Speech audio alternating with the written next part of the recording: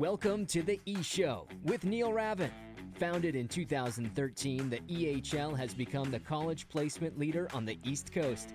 Sit back and learn more about the next step in your junior hockey career. Welcome to the E-Show, presented by the Penalty Box Foundation. The Foundation's mission centers around their daily motto, we take care of our own, as they help out all of those within the hockey community who've experienced a catastrophic event. Learn more at penaltyboxfoundation.org. What's up? My name is Neil Ravin, and this is episode number 173 of the E-Show. On this week's episode, we shift our way back to the East Division and highlight the Express Hockey Club. Jake Basile chats with Nic Cota as the former defenseman for the Express looks back on his first season as the head coach down in Walpole. While the 22-23 campaign unfortunately ended for Cota's team in triple overtime of Game 3 in the East Division final, he's still beyond proud of what his group accomplished along the way.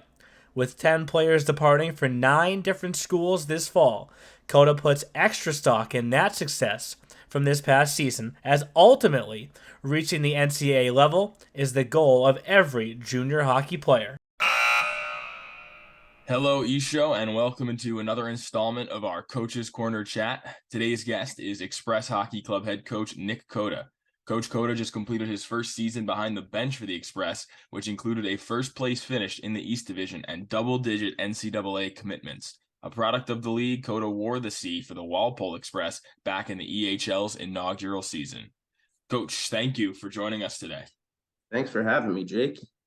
So you had your first interview with the E-Show last year, kind of similar to this time, and you had said that this league always caught your eye. So do you think that this past year has lived up to expectation for you, and did anything surprise you? Yeah, 1,000%. The league was lived up to the expectations that I had in regards to the platform for the players, not just the players, but also the coaches. The social media platform is on point, with yourself. You guys just do a great job. And I think that alone really helps our players, and they feel like they're important, right? And they're paying customers, and they need to feel that. And then the parity, right? I can't even speak enough about that. I mean, we didn't have a night where we could take off, and especially for our team, we won a lot of 2-1, 3-2 hockey games, and that just goes to show what a great job the coaches do in this league. And when you look at this season in sum that you had, first place in the East, a second round series that essentially went 4 games instead of 3, and a double-digit NCAA commitments, I would say, it's a pretty successful year for any team, any coach, let alone a first-year one. So how satisfied are you despite that, Game 3 ending? So, the Game 3 ending with the 3 overtimes, 106 plus minutes of hockey. Yeah, I think I probably lost 2 years of my life on that one. For just to be behind the bench with that group was just so special. I don't think coaches that coach for a long time come across special groups, and this was one of those, right? The leadership of Brady Clemenson was phenomenal, made my job extremely easy. And, it stinks, right? The last goal against the Rangers is against us, and they end up winning the whole thing. And I'll never forget shaking Rich's hand at the end. And I said to him, whoever won this game is going to win the whole thing. And, I went down to the Frozen Finals to check out day one and just kind of soak it in a little bit because, it stinks. And I'll tell you right now, as a coach, I still have not watched the Rangers Express Game 3 in that playoff. So I will one day, but I still haven't done that because, our boys played the best they could. I think both sides did. I think that was probably, in my opinion, the best tier 3 junior hockey game I've seen and been a part of as a player or coach. It was back and forth, tic-tac-toe, opportunities in all overtimes for both teams, breakaways, hitting posts.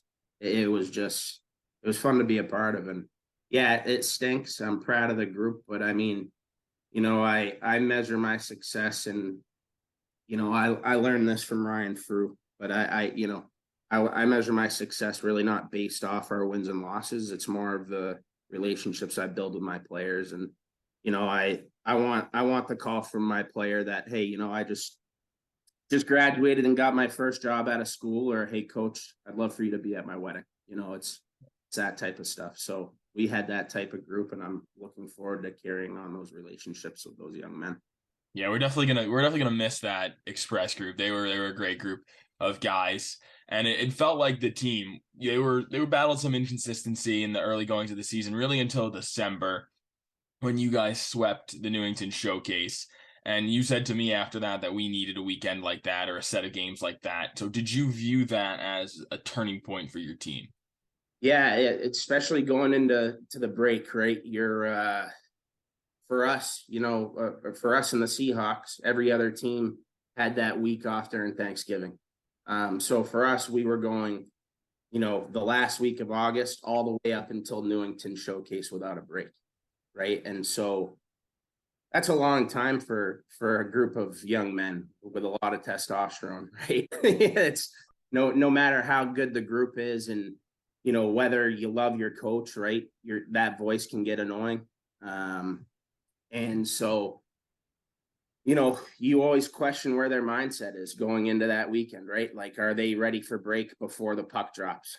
And you question that sometimes, just because of, the point of where they are at their lives, right? They're young men, and 19, 20-year-old boys, their heads can be in different places at some points, right? So just to make sure they're dialed in going into those 3 games, we were. And obviously, I think we had 2 shootout wins.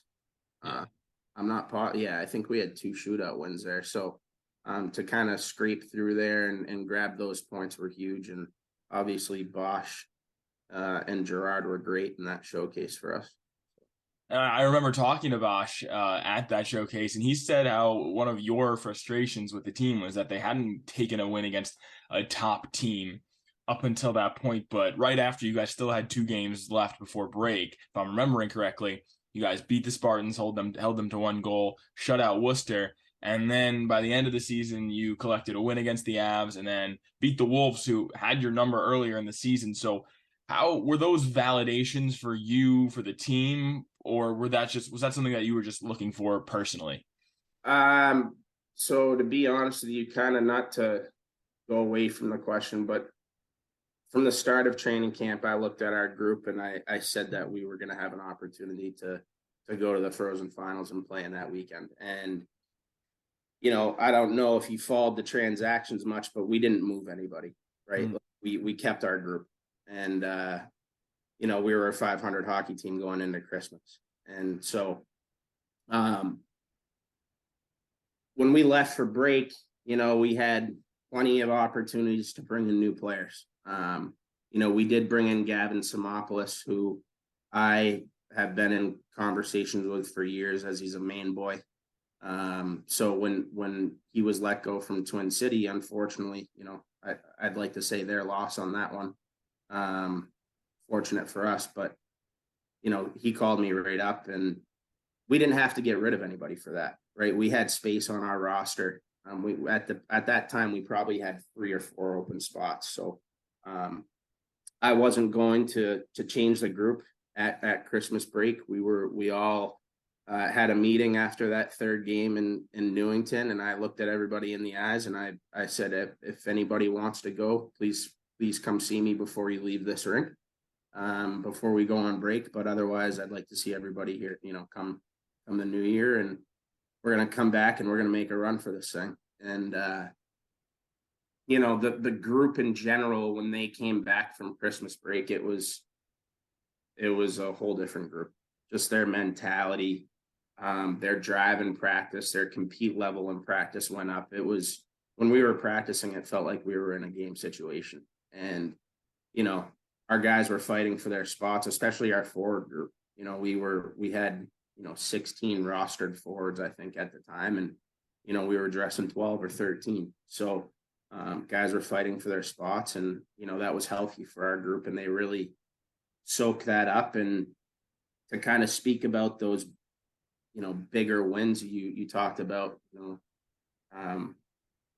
I said to Bosch and the group, and I joke around, but my GM, Todd Sterling, who I have to say is one of my best mentors, he's been great for me. And the funniest thing he'd always say to me is, he'd ask me how everything's going, but he's like, Billy Bean, right? He doesn't watch the games.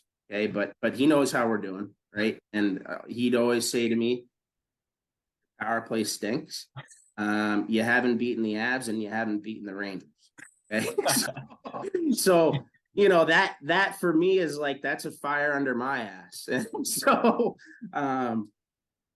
that gave me a little extra push to try and get the most out of our group. And I think it was easy because our boys were enjoying that time of the year when we came back. They were having a lot of fun. And don't quote me on this, but I think our second half we won 18-2-1 or something like that. So it was a lot of fun for the group, and I think that was the most important part, is they were enjoying being at the rink every day. It was the Railers, the Avs, and the Express who were the best three teams after December 1st in the league.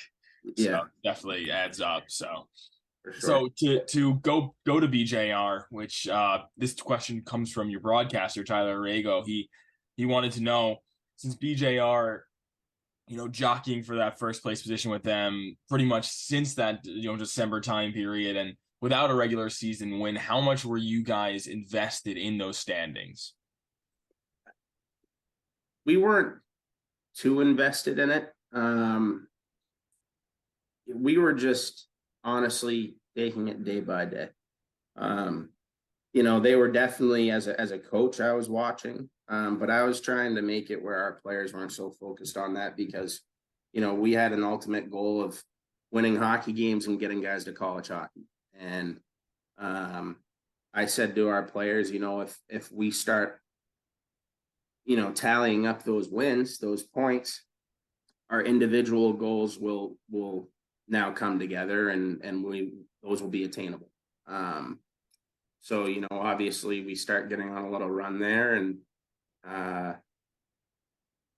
I think we went to Valley, and it was the last game of the season, and I think we had to win in order to take first place. And it was a pretty tight game, and I knew we had to win. And I went down to Kyle Robertson, my assistant, and I just said, listen, we gotta take this one.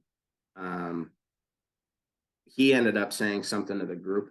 I did not, but he did say something to the group, and I think they took that second and third period a little more serious in that game, and ended up taking the win. And they all knew after that we were going to be sitting in first place, and it did I think help our mentality, because we do like Rodman Arena. We like playing there, and especially in the first half, we didn't have many home games, so for us to know that, hey, we're going to be at home for playoffs for at least 2 out of the 3. If it goes 3, we're in a pretty good spot there. And going into the second round, how much pressure did you guys put on yourselves to take game 1 because of how the regular season went? Yeah, we didn't. I don't think it wasn't much pressure on us. I think it was more pressure on the Rangers, because they beat us all season. And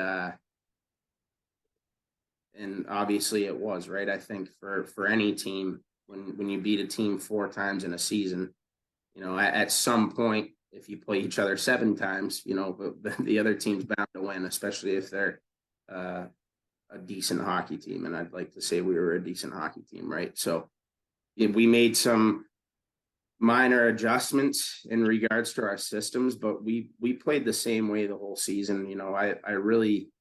I asked a lot out of our guys. We played a very heavy game, and guys like Marcus Torgner. I think if you watch back in that series when he's on the forecheck, it's guys were spraying pucks, and that's the type of game we used in game 1, and I think it kind of went away from us in game 2, and then obviously game 3 went the way it was, and it was, there's, again, I can't say it enough. There's no way to put it other than there's 2 great hockey teams on the ice, and when you're in three overtimes, it's who gets that bounce, right? Like it was really that, and that's really what I got to say. And getting into the makeup of the team, and soon to talk about some of the guys, this was not a returner heavy team. It was almost a blank slate, more than any other team in the league. So how long do you think it took guys to come together? It was Christmas. It was when we came back from Christmas. That's when it looked like they missed each other, and which was cool to see. Like I talked about, without the break in Thanksgiving, you can almost see that testosterone building in the room a little bit, and guys getting a little edgy, and maybe spending a little too much time with each other. So to get those 3 wins going into Christmas, then you come back and see how, like I said, it looked like they missed each other, which was pretty cool to see. And for you being announced in the summer of, a little bit around this time last year, what was the process for you to get to know your players before heading into the rink for the first time? Yeah, so I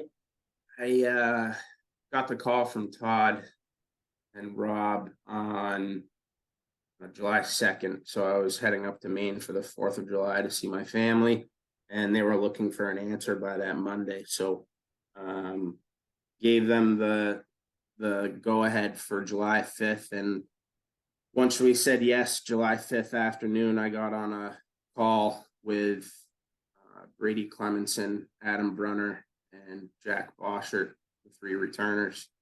Introduced myself, kind of told them, what I was all about. And, you may not know me now, and this may be uncomfortable, but I promise you that this will be the best year of your hockey career. And I think that if you got on the phone with those 3 boys, they'd probably relay that message. And I can't say enough about those 3 young men. They really did a great job during the summertime, talking with the group.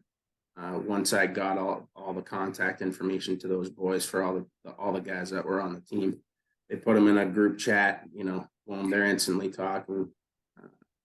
So it was kind of nice to see guys almost know each other before getting into training camp, just because the way they took the bull by the horns in that regard. And with this being mostly a new group, do you think that made it easier for you to kind of put your vision and identity in place for the team? Yeah, so I had it was kind of neat because I actually brought 3 kids from the Monarchs with me as well. Aiden Bright, Tanner Agnello, and Kyle Rourke. And it was nice to have them because they knew who I was as a person.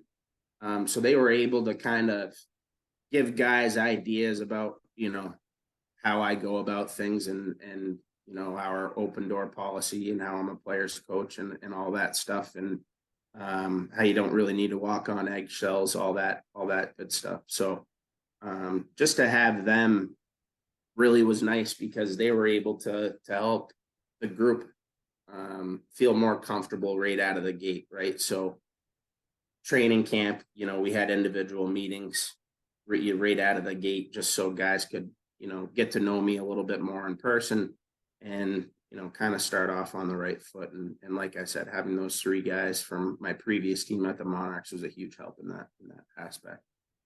Get into some specific players on this past Express team. Jack Bosch was the first guy we got to talk about. Made history this year, first direct commit to Wisconsin Superior, and I know he heavily involved you in that decision and kept you in the loop the whole way through. But losing a guy like that, do you think there's pressure on the Express to find a replacement, or is he just a guy that you chalk up as, we might not have a guy like this again? Yeah, no, I don't think that I'll say this right now. I think the league in general had amazing goalies, top to bottom. This year, the goaltending was fun to watch. I can't even mention how many great goaltenders there were. It was really great. But yeah, Kyle Robertson has been coaching junior hockey since 1999, and he coaches our P team and is on the bench with me for our EHL team. And he's coached about 15 to 17 Division I hockey goalies. And he looked at me and told me that Jack Boschert's a Division I hockey goalie. And, I agree with him. I think that Jack is, the way he goes about his day, how dialed in he is, also just how much of a great all-around person and character, that helps him as well. And you can't replace that. you can't replace those skates, man. He's one of the best tier 3 goalies I've ever came across. And I don't know if I will see a better one, because those guys are usually not in our league. They're not playing tier 3 hockey, and I think a couple of teams could probably say that they were lucky enough to have a goaltender that could have been in a different league at a higher level. I know for a fact that Bosch got a call this year, and he got offered to go to the NA, and he needed an answer within 24 hours. And he called me and asked my opinion. And I told him if he needs to make that decision, I think it'd be great for him. And I hope that he gets an opportunity. If he goes there, it would be great for him. But he told me that he was happy with where he was. And at the time, he had a lot of traction with schools.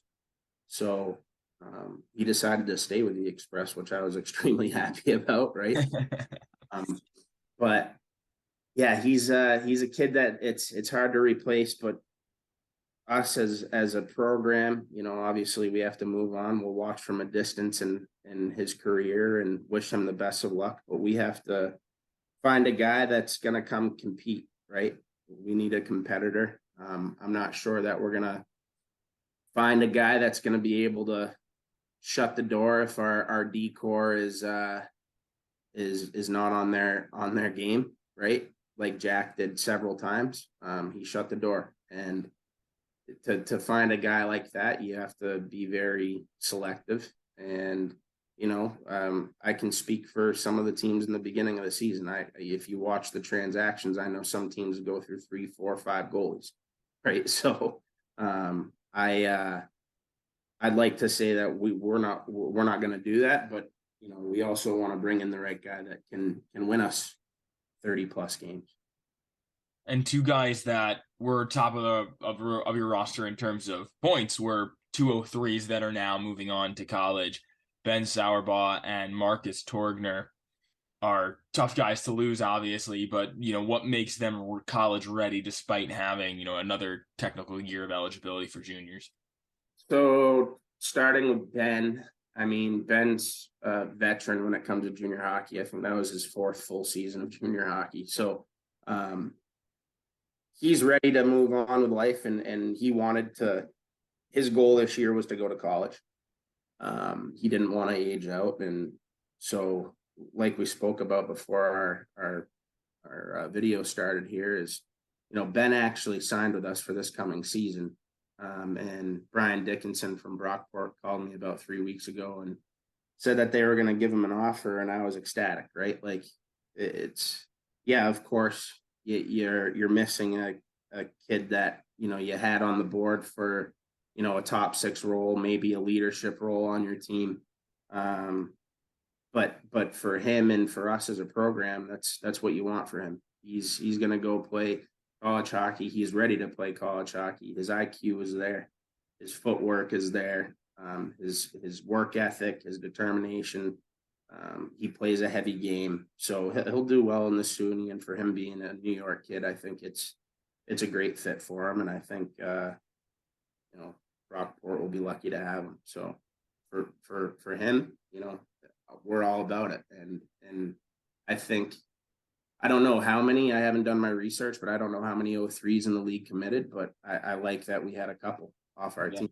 it's good for the program, and it's also good for the players. So and then Marcus he's a man. Like he's a man amongst boys. So he's going to do just fine at Southern Maine. I think they got a good one. They play on a big sheet, so obviously Marcus grew up on a big sheet in Sweden, so he's used to that. But he's got a Division I shot. Hopefully he uses it a little more in college. But he plays downhill. The ice tilts when he's out there, and it's fun to it was fun to coach him. The kid has a smile on his face every day. And he just wants to get better. I just literally got a text message from him yesterday asking if he can come to training camp before he goes to USM. So it's the best. So for him, it's all also I went to USM, right? So it's my alma mater, and I've at the Monarchs, I always tried to push a guy there or two guys there. But it was tough to get guys to those types of schools from the USPHL Premier. So, again, we talk about the platform of the EHL that helped me as a coach. Okay. Now I'm not, so to speak, grinding to beg to try and get our guys a deal in college. Right. So the EHL's platform has done a great job in that regard for me as a coach. And there's two great examples of two guys that could play another year of juniors, but obviously they caught the eyes of a couple of college coaches and got their deal done. So we're extremely happy for them. And the guy for you that is entering their age out year is Evan Gravel, made the jump from Premier to EHL this past season. And there were some growing pains, but he definitely found some more consistency in the later goings of the year. So how did you evaluate that step up for him? And, what kind of role do you expect out of him for this upcoming year? Yeah. So Evan Gravel is, first off, another great kid. Again, every kid in our roster was a knockout in that regard. So Gravel is, a Rhode Island kid, lit up the P League the year before, had a great year. So I had the privilege of meeting Evan Gravel during the summer. He was actually the first player I met from the Express in person. So he played on one of my buddies' Chowder Cup teams.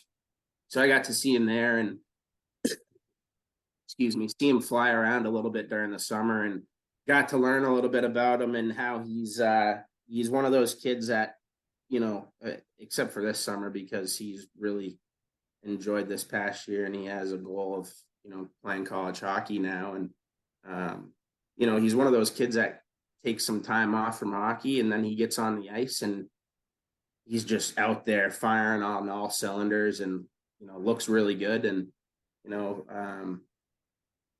so going into the season, I wasn't sure, right? I wasn't sure what our makeup was going to be. We had half the roster was recruited by Josh at the time, and half the roster was recruited by me. And so, what is our makeup going to be? So I was thinking at the time that, Gravel was probably going to be a third line guy for us. Well, Gravel was a first line guy for us for the first 2 months of the season. Okay. Obviously, we were a 500 hockey team that first half, so I'm trying to make some adjustments with our lines. We shake a bunch of stuff up. We, put a bunch of different combinations together, try and find some chemistry with amongst guys. Okay, we fast forward to Christmas time. Gravel finds himself out of the lineup, and he's in a situation where I think he sat out. I think he sat out 6 or 7 straight, Jake.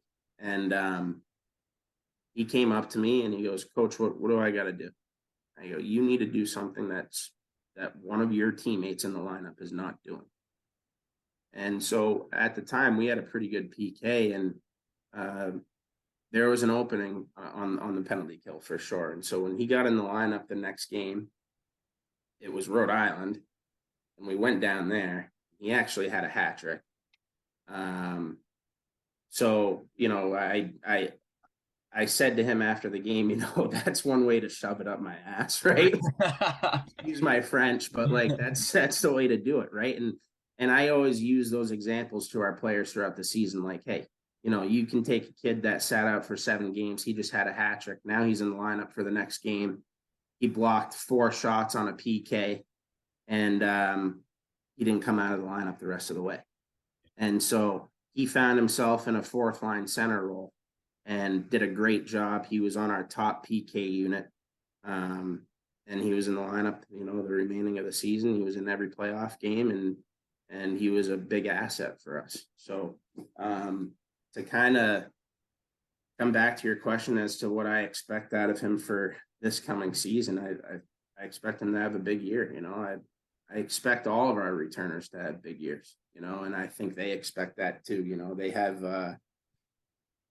They got a good group of guys coming back, right? So they're all on the same page, and he's just one of them that I expect to rise to the occasion.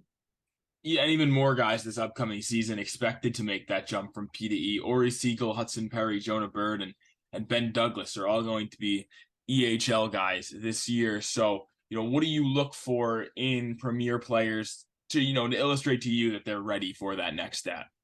Yeah, so I mean, obviously our P team overall in the regular season didn't have the strongest year, but they had a really good push in playoffs. Winning the play-in game and then giving the Rangers a scare there. And, all of those young men showed resilience throughout the season. It's not an easy road on a season like that. And to be able to get up for playoffs and guys like Hudson Perry, like he's a very dynamic player. The kid can skate, he can make plays.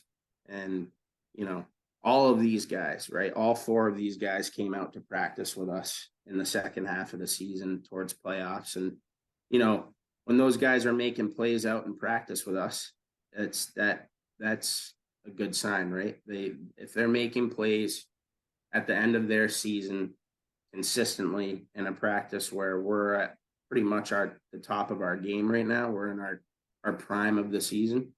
And they're coming out and mixing it in. I think that was it was good to see as a coach, and for us as a program, we want to have that ladder of development, and this being my second year and having the reins on the recruiting for both teams, it's my goal after this season is to have 8 guys from the P team to come to the EHL, because that's, I think, what our league should be pushing for, is that development, bring in a guy for their first year at the P level and get them to the point where they can come be an asset to your EHL team year 2. And then if they have 2 years of eligibility, you develop them 1 more year at the EHL, have them knock off a year in their 3rd year, and then you move them on to college, right? So that's the mentality or vision that I have for our program here at the Express, and hopefully we can attain that. So to transition from your time as coach of the Express to your time as a player, in the first season of the AHL, you were the captain of the then Walpole Express. So overall, how much do you think this league has changed since then? So the whole landscape of junior hockey has changed, right? Because my age out year, we had 3 Division I commits off the Express. Okay, so the landscape of junior hockey it's a jungle. Okay, I'm a black and white guy, and I say that with the families that I speak to when I'm recruiting their young men, right? And it's tough. Look, the landscape has changed so much because there's so many options out there, if that makes sense. I think the league has done a great job finding their niche, because they're not trying to be like every other league trying to push Division I. And that's what I really like about what our league has done, right? I think that some other leagues have tried to push that route. And look, the Division III route's okay. It's to be a Division III hockey player, you got to be a damn good hockey player. And I think that, so from the change, I guess, from when I played to now, is I think The only difference is I think the EHL figured it out, right? They figured it out that they're not going to chase something that they don't really need to chase right now. And maybe they can't make happen just because of the demographics. And your college career was unfortunately cut short due to injury. So did you always know that there was more for you to accomplish in this sport? Yeah, I think after coaching with Beanie at Portland High School, that was when I was like, okay, I think I want to do this. And having the opportunity to work under Ryan Frew and learn under his mentorship to really find love and the joy of what you do as a coach. It's not so much the game, and it's being able to help young men and having a hand in their life journey. And that's something that Ryan Frew always said. And I use that every day. Right. And that's the best part about this. It's so cool. Right. The hockey aspect is, yeah, of course. Right. Like we coach hockey and it's a lot of fun. It's the sport we love. And I couldn't be more blessed. But at the same time, I talked about the relationships earlier in our conversation. That's the best part about it. That's what I enjoy the most, the relationships you build and how you can help these young men and hopefully make a mark on their life and make sure that, you're a piece of them the rest of the way. And with your playing career not being too far away, I mean, younger than a lot of coaches in this league, have you found that has helped you at all in terms of building those relationships? Yes, I talk about it all the time.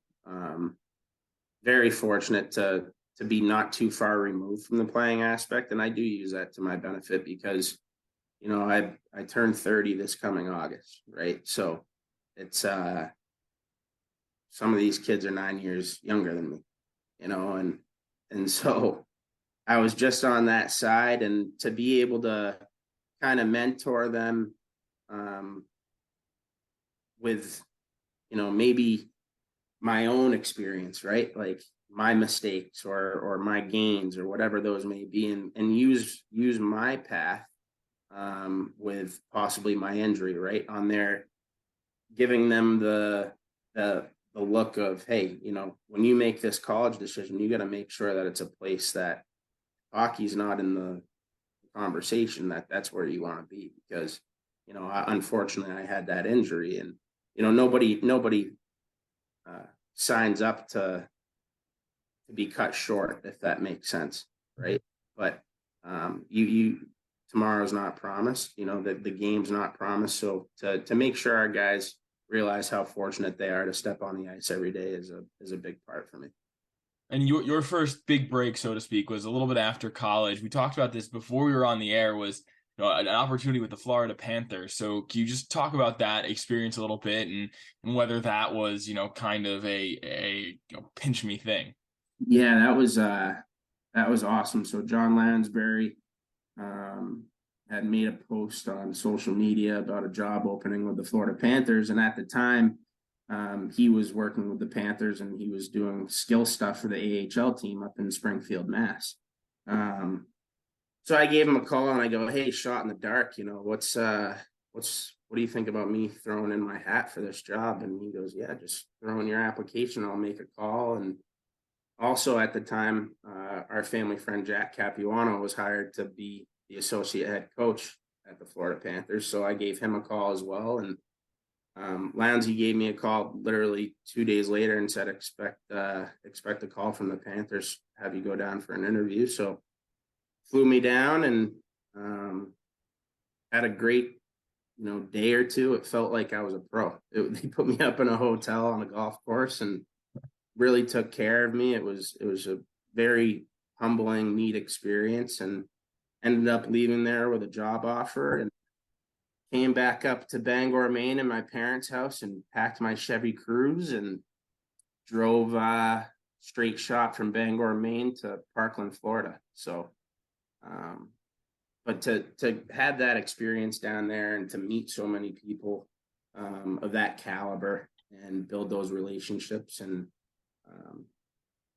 just a great experience. The on ice stuff, even away from the rink, being able to get on the golf course with some pretty prestigious people and just have conversations about life with people that are, a little higher up, so to speak. So pretty humbling experience overall, and definitely helped me mold as a coach for sure. And speaking of that, your experience coaching juniors didn't begin in the EHL, rather with 4 years with the Monarchs, the USP. So how important were those years in, molding your identity as a coach? Extremely important. I think, I talk about the mentorship of Brian Frew, God rest his soul. But